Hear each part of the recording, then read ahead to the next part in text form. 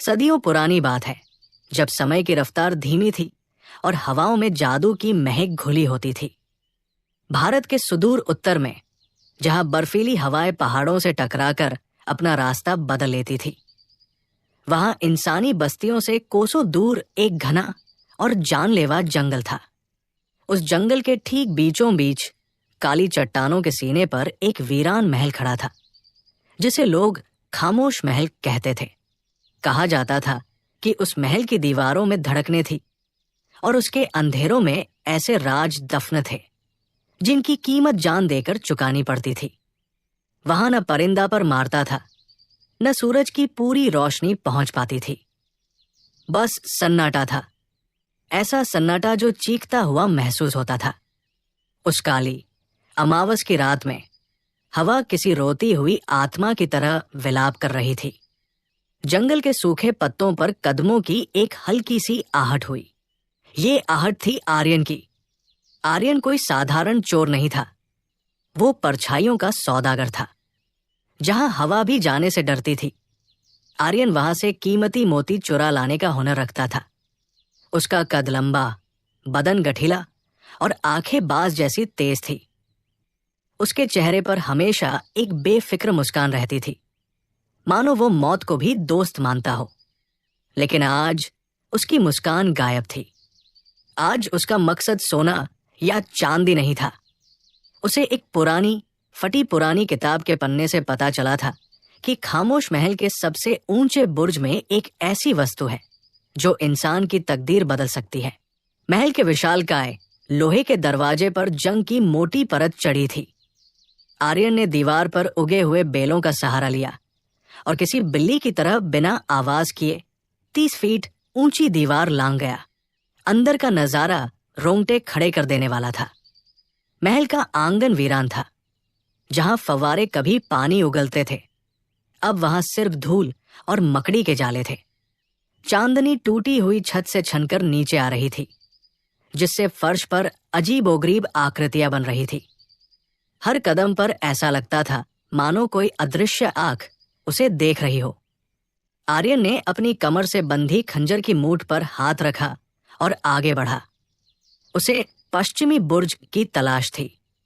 गलियारे लंबे और अंतहीन लग रहे थे। हवा में एक अजीब सी मीठी मगर सड़ांध मारती हुई गंध थी, जैसे मुरझाए हुए गुलाबों का ढेर हो। चलते चलते आर्यन एक विशाल कमरे के सामने रुका। ये दरवाजा बाकी दरवाजों से अलग था।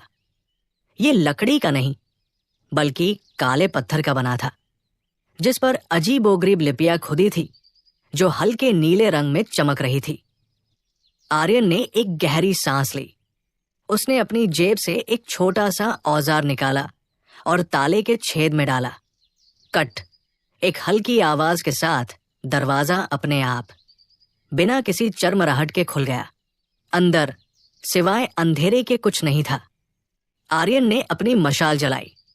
रोशनी की किरण जैसे ही कमरे में फैली, उसकी आंखें फटी की फटी रह गई। पूरा कमरा खाली था। न कोई संदूक, न कोई खजाना। कमरे के ठीक बीचों बीच एक मखमली लाल कपड़े से ढकी हुई एक विशाल वस्तु रखी थी, जो किसी इंसानी कद के बराबर थी। आर्यन धीरे धीरे संभल कर उसकी ओर बढ़ा। उसके जूतों की आवाज उस सन्नाटे में हथौड़े जैसी लग रही थी। वो उस वस्तु के करीब पहुंचा और कांपते हाथों से मखमली कपड़े का एक कोना पकड़ा। एक झटके में उसने कपड़ा हटा दिया। सामने एक आईना था, लेकिन ये कोई मामूली आईना नहीं था। इसका फ्रेम शुद्ध सोने और पन्ने का बना था, जिस पर सांपों की आकृतियां बनी थी। और इसका कांच पानी की तरह तरल लग रहा था। उसमें आर्यन को अपना चेहरा नहीं दिख रहा था, बल्कि गहरा काला धुआं दिखाई दे रहा था। तो ये है वो जादुई आईना, आर्यन बुदबुदाया। सिर्फ एक कांच का टुकड़ा। तभी उस आईने के अंदर का धुआं छंटने लगा। जैसे बादलों के बीच से चांद निकलता है, वैसे ही उस गहरे अंधेरे में से एक आकृति उभरने लगी। आर्यन पीछे हटने ही वाला था कि उसके पैर जम गए। आईने के अंदर एक लड़की थी। वो इतनी खूबसूरत थी कि शब्द भी उसका वर्णन करने में छोटे पड़ जाए। उसकी त्वचा संगमरमर जैसी सफेद थी और उसकी आंखें इतनी गहरी और उदास थी, मानो उनमें सदियों का दर्द जमा हो। उसने राजसी कपड़े पहने थे जो मोतियों से लदे थे। वो शहजादी थी। वो आईने के उस पार एक धुंधली सी दुनिया में बैठी थी। उसने अपनी नजरें उठाईं और सीधे आर्यन की आंखों में देखा। उस पल आर्यन को लगा जैसे किसी ने उसके सीने से दिल निकाल लिया हो। एक चोर जिसने कभी किसी चीज की परवाह नहीं की, आज एक नजर में कैद हो गया था। शहजादी ने अपना हाथ उठाया और कांच पर रखा। उधर से कोई आवाज नहीं आई, लेकिन आर्यन के दिमाग में एक गूंज सुनाई दी, न कानों से न हवा से, बल्कि सीधे उसकी रूह में। क्या तुम भी मुझे लूटने आए हो या मुझे आजाद करने? आर्यन मंत्रमुग्ध सा आगे बढ़ा। उसने अनजाने में ही अपना हाथ उठाया और ठीक उसी जगह कांच पर रखा जहां शहजादी का हाथ था।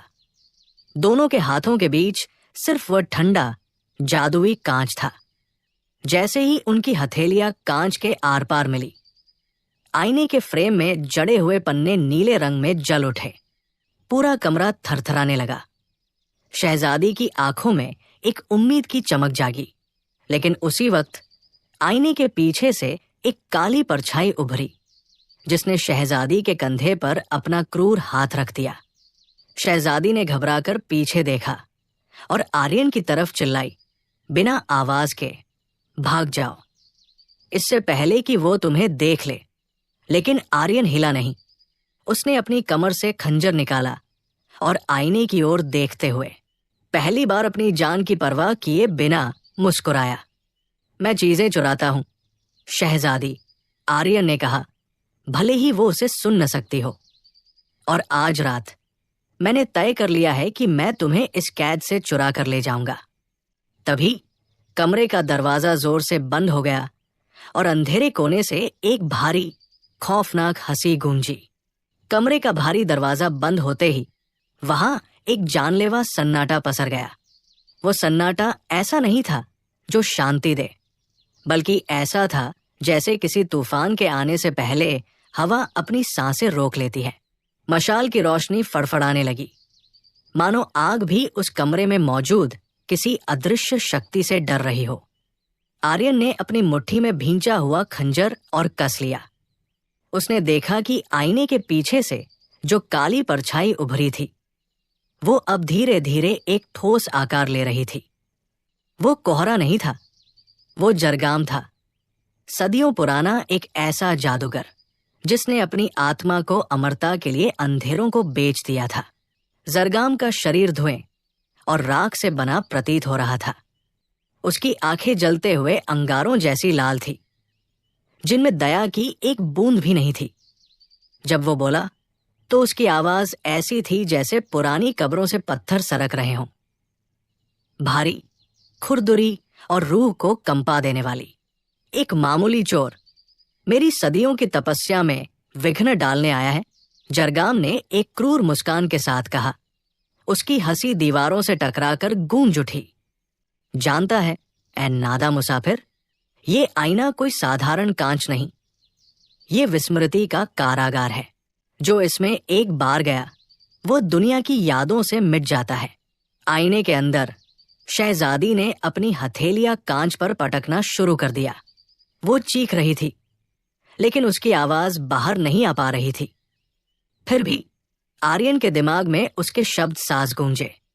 ये झूठ बोल रहा है, ये मुझे मिटा नहीं पाया, इसलिए इसने मुझे कैद कर रखा है। आर्यन, मेरी आंखों में देखो, डरना मत। आर्यन ने एक पल के लिए जरगाम की जलती आंखों में देखा, फिर अपनी पुरानी बेफिक्र मुस्कान होठों पर लाते हुए बोला, सुना है हर ताले की एक चाबी होती है, जादूगर, और अगर चाबी न मिले तो ताला तोड़ने में मुझे महारत हासिल है। जरगाम का चेहरा क्रोध से विकृत हो गया। तोड़ने की गुस्ताखी? मूर्ख, इस आईने पर किया गया जादू तलवार या खंजर से नहीं टूटता। इसे तोड़ने के लिए त्याग की चोट चाहिए। अचानक जरगाम ने हवा में हाथ घुमाया। कमरे का नजारा बदल गया। जो कमरा अभी खाली और वीरान था, वहां अचानक फर्श फट गया और उसमें से सोने के सिक्कों, हीरे जवाहरात और बेशकीमती मोतियों के ढेर निकलने लगे। देखते ही देखते आर्यन के पैरों के चारों तरफ इतना खजाना जमा हो गया जितना उसने 7 जन्मों में भी नहीं देखा था। तू चोर है ना? जरगाम की आवाज में एक मीठा जहर था। तेरी फितरत है चुराना। देख, ये सारा खजाना तेरा हो सकता है। इसे ले और यहां से चला जा। दुनिया का सबसे अमीर बादशाह बन जा। बस इस लड़की को भूल जा। वैसे भी ये एक भूली हुई कहानी है, इसका कोई भविष्य नहीं। आर्यन की नजरें उस चमकते सोने पर गड़ी थी। एक चोर के लिए ये जन्नत थी। उसकी पूरी जिंदगी गरीबी और भागदौड़ में बीती थी। ये दौलत उसकी हर भूख, हर अपमान का बदला हो सकती थी। उसने धीरे से नीचे झुककर एक मुट्ठी सोने के सिक्के उठाए। सिक्कों की खनक संगीत जैसी थी। आईने के अंदर शहजादी की आंखों से उम्मीद की रोशनी बुझने लगी। उसने अपना सिर झुका लिया। उसे लगा कि इतिहास फिर दोहराया जाएगा। हर कोई अंत में लालच के आगे झुक जाता है। वो रो पड़ी और उसका एक आंसू आईने के अंदर गाल पर लुढ़क गया। लेकिन तभी एक खनक हुई। आर्यन ने अपनी मुट्ठी खोली और सोने के सिक्कों को वापस जमीन पर गिरा दिया। उसने उन बेशकीमती हीरों को ऐसे ठोकर मारी जैसे वे रास्ते के मामूली पत्थर हों। वो सीधा खड़ा हुआ। उसकी आंखों में अब लालच नहीं, बल्कि एक अजीब सी आग थी। उसने जरगाम की आंखों में आंखें डालकर कहा, जादूगर, तूने सही पहचाना। मैं चोर हूं। मैं चीजें चुराता हूं, लेकिन मैं सौदा नहीं करता। और ये सुना, ये तो निर्जीव है। असली हीरा तो वहां उस कांच के पीछे कैद है, जिसकी चमक के आगे तेरा ये सारा खजाना धूल है। आर्यन आईने के करीब गया। उसने अपना हाथ कांच पर रखा, ठीक वहां जहां शहजादी का आंसू गिरा था। शहजादी, आर्यन ने धीमे स्वर में कहा, जब तक मेरी सांस चल रही है तुम्हारी उम्मीद नहीं टूटेगी। शहजादी ने सिर उठाया। उसकी भींगी पलकों में विस्मय और एक अनजाना प्रेम उमड़ आया। आज तक किसी ने उसके लिए दुनिया की दौलत को नहीं ठुकराया था। उस पल उन दोनों के बीच एक अदृश्य धागा जुड़ गया, विश्वास का धागा। जरगाम की दहाड़ ने महल को हिला दिया। उसका जाल नाकाम हो चुका था। गुस्ताख, तूने मेरे उपहार का अपमान किया है। अगर तुझे सोने से प्यार नहीं, तो अब तुझे मौत से प्यार करना होगा। मेरी पहली परीक्षा शुरू होती है। पूरे कमरे में काला धुआं भर गया। आईने का फ्रेम कांटों में बदल गया। जरगाम गायब हो गया, लेकिन उसकी आवाज चारों तरफ से आई, सुनो ऐ चोर, आईना टूटेगा, पर शर्त है 3। पहली जो है सबसे अधीन। वो क्या है जो तुम्हारे पास है पर तुम उसे देख नहीं सकते? वो जितना बढ़ता है तुम उतना ही कम होते जाते हो। अगर गलत जवाब दिया तो तुम भी इसी आईने में पत्थर बन जाओगे। आर्यन के पास सोचने के लिए वक्त कम था। कमरे की दीवारें धीरे धीरे सिकुड़ने लगी थी, मानो उसे कुचलने आ रही हों।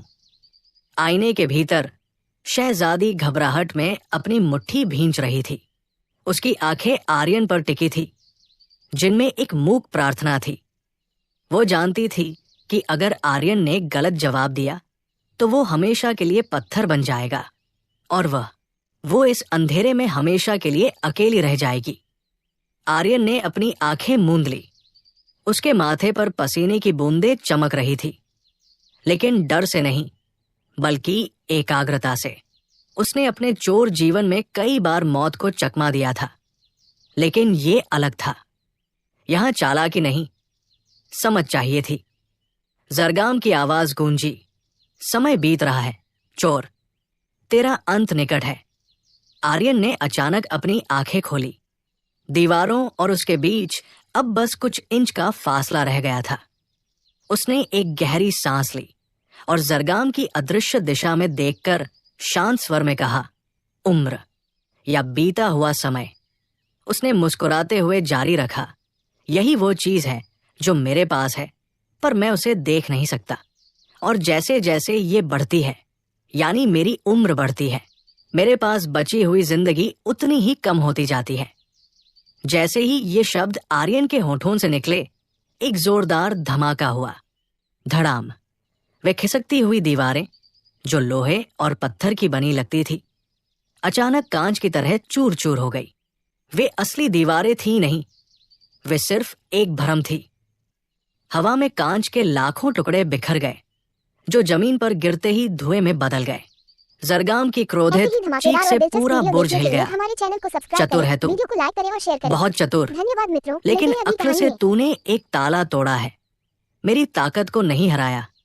तभी कमरे के अंधेरे कोनों से काले साए उठने लगे। ये साए धीरे धीरे आकार लेने लगे। ये छाया योद्धा थे। इनके पास न चेहरा था, न शरीर, बस हाथों में अंधेरे से बनी लंबी तलवारें थी। उनकी संख्या एक नहीं, दर्जन भर थी। आर्यन ने अपना खंजर कस लिया।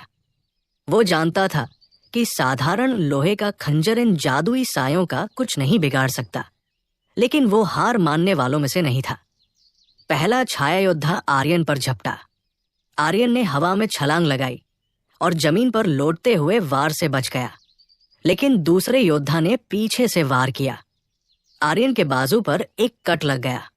खून की जगह वहां काला निशान बन गया, जो बेतहाशा जल रहा था। मैं इन्हें छू भी नहीं सकता, आर्यन ने दांत पीसते हुए कहा। वो केवल बच सकता था, लड़ नहीं सकता था। तभी आईने के अंदर एक अद्भुत घटना घटी। शहजादी, जो अब तक बेबस थी, हमारे चैनल को ने देखा कि आर्यन घायल हो रहा है। उसके भीतर का डर अचानक क्रोध और प्रेम की ज्वाला में बदल गया। ऐसे ही उसने अपनी दोनों हथेलियां आईने के कांच पर जोर से जमा दी। उसने अपनी बंद आंखों से अपने पूर्वजों, अपनी पवित्रता और अपने भीतर छिपे जादू को पुकारा। नहीं, तुम इसे नहीं मार सकते। शहजादी की आत्मा चीखी। आईने के फ्रेम में जड़े पन्ने अचानक सूरज की तरह चमक उठे। आईने के भीतर से एक दिव्य श्वेत प्रकाश की किरण फूटी। ये रोशनी कांच को पार करते हुए सीधे कमरे में फैल गई। जैसे ही ये पवित्र रोशनी उन छाया योद्धाओं पर पड़ी, वे दर्द से बिलबिला उठे। वे साए थे, और साए रोशनी में जिंदा नहीं रह सकते। आर्यन ने मौका देखा। उसने समझ लिया कि शहजादी उसे रास्ता दिखा रही है। जिस जिस छाया योद्धा पर शहजादी की रोशनी पड़ रही थी, आर्यन ने उसी दिशा में अपना खंजर चलाया। रोशनी के संपर्क में आते ही वे साए ठोस हो गए थे। खच खच। आर्यन की फुर्ती देखने लायक थी। वो किसी नर्तक की तरह घूम रहा था। एक हाथ से वार बचाता और दूसरे से खंजर घूम देता। शहजादी आईने के अंदर से दिशा बदल बदल कर रोशनी फेंक रही थी, मानो वो और आर्यन दो शरीर नहीं, बल्कि एक ही युद्ध के दो हिस्से हों। देखते ही देखते सारे छाया योद्धा धुएं में मिल गए। कमरा फिर से शांत हो गया, लेकिन इस बार हवा में एक भारीपन था। आर्यन हाँफ रहा था। उसके कपड़े फटे थे और शरीर पर कई घाव थे। वो आईने के पास गया और घुटनों के बल बैठ गया। शहजादी भी आईने के उस पार थक कर गिर गई थी। उनकी हथेलियां फिर से कांच के आर पार एक दूसरे के सामने थी। तुमने मुझे बचाया, आर्यन ने भारी सांसों के बीच कहा। शहजादी ने कमजोर सी मुस्कान दी, लेकिन उसकी आंखों में अब एक नई चमक थी। उसने इशारे से कहा, हम दोनों ने एक दूसरे को बचाया, लेकिन ये जीत अधूरी थी। अचानक कमरे के बीचों बीच फर्श फटा और वहां से जरगाम का असली विकराल रूप प्रकट हुआ।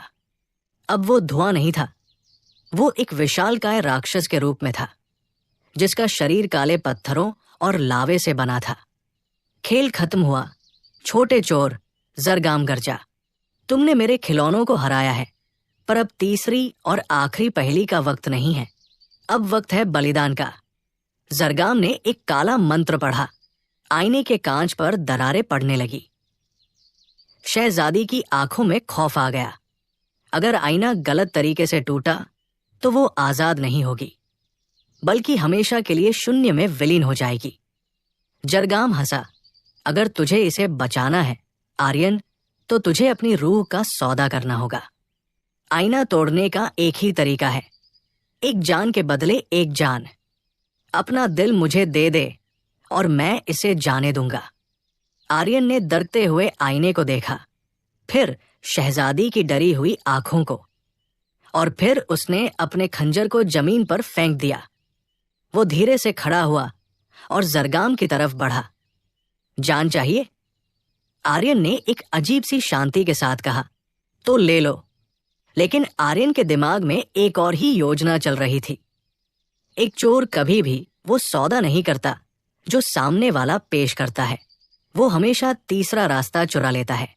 आर्यन धीरे धीरे सधे हुए कदमों से जरगाम की ओर बढ़ रहा था। माहौल में मौत का सन्नाटा था। जरगाम का विशाल लावे जैसा शरीर गर्व से तना हुआ था।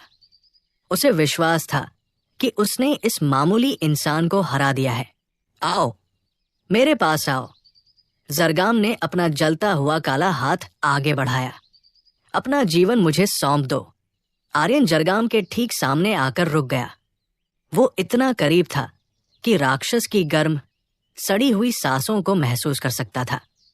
आर्यन ने अपनी नजरें झुका ली, जैसे उसने हार मान ली हो। लेकिन ठीक उसी पल आर्यन के होठों पर वही पुरानी शरारती मुस्कान लौट आई। उसने धीरे से सिर उठाया और कहा, जादूगर, तुम्हें एक बात बताना भूल गया।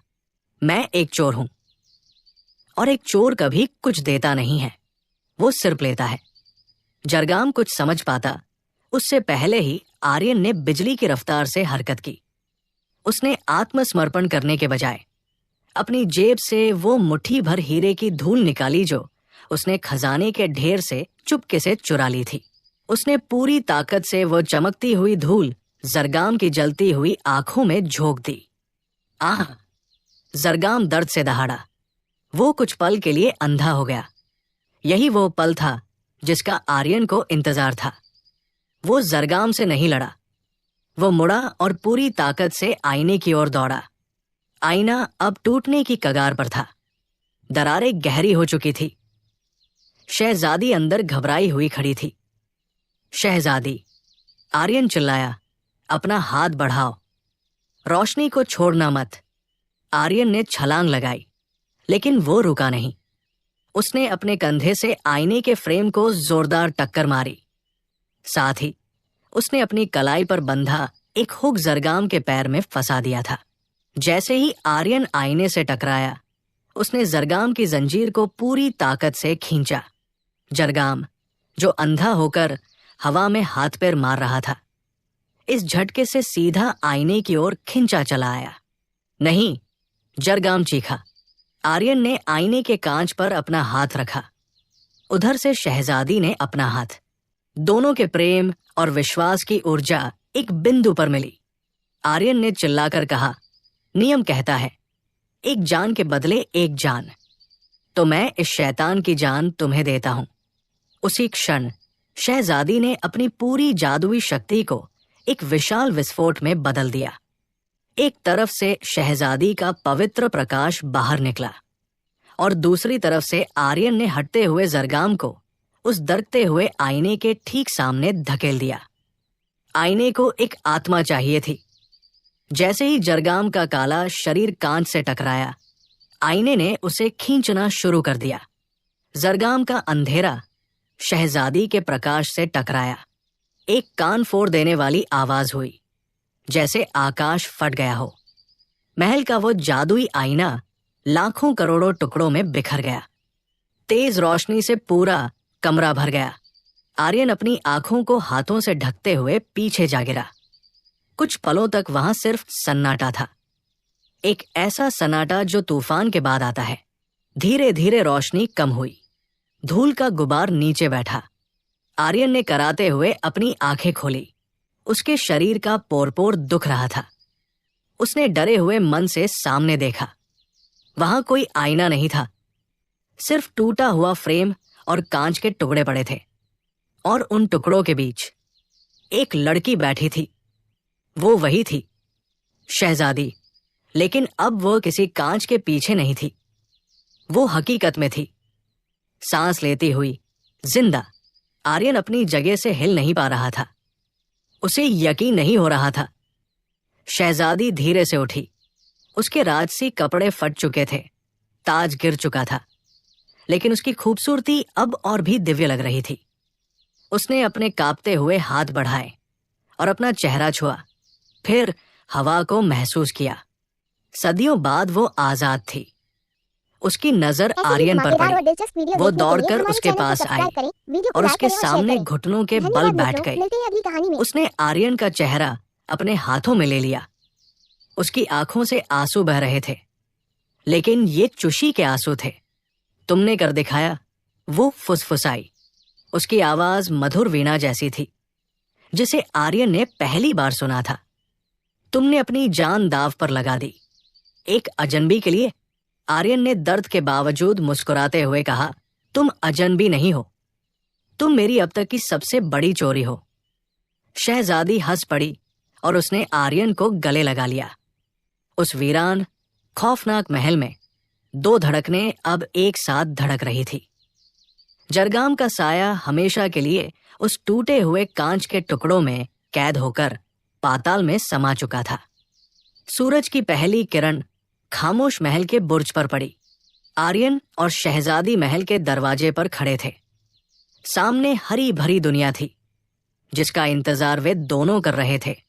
आर्यन ने पीछे मुड़कर उस खजाने के ढेर को देखा, जो अब भी वहां पड़ा था। उसने एक बार सोचा, फिर खाली हाथ वापस मुड़ गया। तुम्हें वो सोना नहीं चाहिए? शहजादी ने पूछा।